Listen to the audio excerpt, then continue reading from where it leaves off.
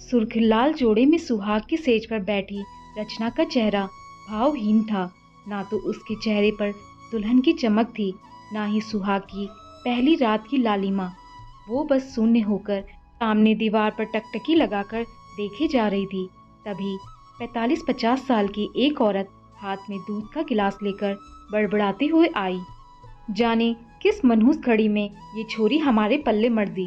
कंगाल बाप ने तो अपना पीछा छुड़ा लिया और मनहूस को हमारे सिर में बिठा दिया। ए छोरी, मेरे मुन्ना को पिला देना ये दूध, और हाँ, शक्कर मिला देना। और उसी तरह बड़बड़ाते हुए वापस चली गई। दुल्हन के बेजान शरीर में अब कुछ हरकत हुई। अब उसकी नजरें दूध के गिलास पर थी। वो उठी और चम्मच से दूध में शक्कर मिलाने लगी और वापस आकर फिर से फूलों से सजे बिस्तर पर आकर बैठ गई। बाहर से कुछ आवाज आ रही थी। दुल्हन ने अपना फोन उठाया और कुछ टाइप करने लगी। तभी एक 26-27 साल का लड़का, जिसने शेरवानी पहनी हुई थी, ने कमरे में प्रवेश किया। साली कुतिया, अपने यारों से बात कर रही है क्या आज भी? लड़के ने दुल्हन को गाली दी। दुल्हन फोन को साइड टेबल पर रखकर झट से खड़ी हो गई और लड़के के पास जाकर उसके पैर छूने के लिए बढ़ी कि तभी लड़के ने उसे जोर से लात मारी। दुल्हन का सिर वही पास की टेबल में जा टकराया। कुतिया सती सावित्री होने का ढोंग करती है। जाने कितने लड़कों के साथ गुलछड़े उड़ाती फिरती थी कॉलेज में, और जब मैंने प्यार मांगा तो ड्रामे करने लगी। मैंने सोचा कि तुझे मजे दूंगा, पर तूने साली बेशर्म ने सारे गांव में ढिंडोरा पीट दिया कि मैंने तेरा बलात्कार किया है। वो साला सरपंच भी तेरा यार ही निकला और बोला, या तो ब्याह कर ले इस लड़की से, नहीं तो हुक्का पानी बंद कर दूंगा और कोर्ट में ले जाकर पूरा गांव मेरे खिलाफ गवाही देगा और मुझे फांसी लगवा देगा। दुल्हन अब भी शांत उस टेबल के पास पड़ी थी। उसकी इस ठिठिता पर आदमी को और गुस्सा आया और उसे उठाकर उसके मुंह पर 2 तमाचे और जड़ दिए। बहुत शौक था ना तुझे न्याय लेने का और तेरे कंगाल बाप को तेरी मुझसे शादी करने का। अब मैं तुझे न्याय देता हूँ, चरित्रहीन औरत। आदमी ये कहकर दुल्हन को मारने आगे बढ़ा, पर अचानक से दुल्हन ने शेरनी की फुर्ती से अपनी कमर से चाकू निकाला और आदमी के पेट में घोंप दिया। आदमी इस अप्रत्याशित घटना के लिए तैयार नहीं था। आदमी के पेट से खून की पिचकारी छूट पड़ी। वो दर्द से चिल्लाया। तभी दुल्हन ने चाकू बाहर निकालकर और भी बेरहमी से उसके पेट में दोबारा पॉप किया। आदमी जमीन पर गिर पड़ा और दर्द से करहाने लगा। दुल्हन के भावहीन चेहरे पर अब खूनी मुस्कुराहट थी।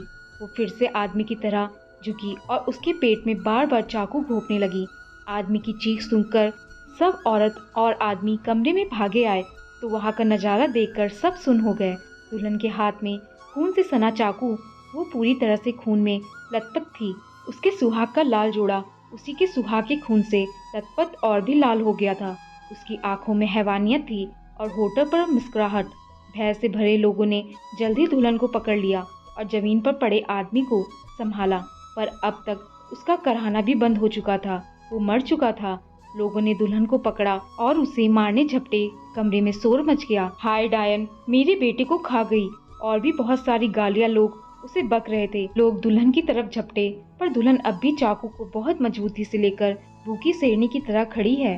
तभी घर में पुलिस आ जाती है। जमीन पर लहूलुहान पड़े आदमी की ओर हाथ में चाकू लिए दुल्हन को देखती है और तुरंत उसे गिरफ्तार कर लेती है। दुल्हन के घर वालों को खबर की जाती है। दुल्हन के लिबास में थाने में बैठी दुल्हन के चेहरे पर अब शांति के भाव थे। उसके चेहरे को देखकर कोई ये अंदाजा भी नहीं लगा सकता था कि इसी दुल्हन के चेहरे पर कुछ देर पहले हैवानियत थी। पुलिस स्टेशन में सब उसे घूर घूर कर देख रहे थे। दुल्हन को एक कमरे में इन्वेस्टिगेशन के लिए ले जाया जाता है, जहां एक लेडी पुलिस अफसर पहले से ही मौजूद थी।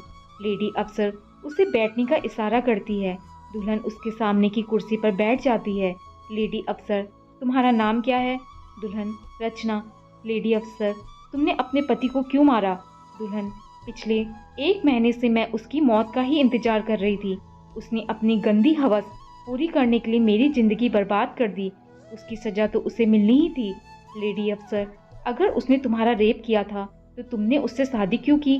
तुम कानून का सहारा भी ले सकती थी, उसे सजा दिला सकती थी। दुल्हन हंसते हुए, कानून?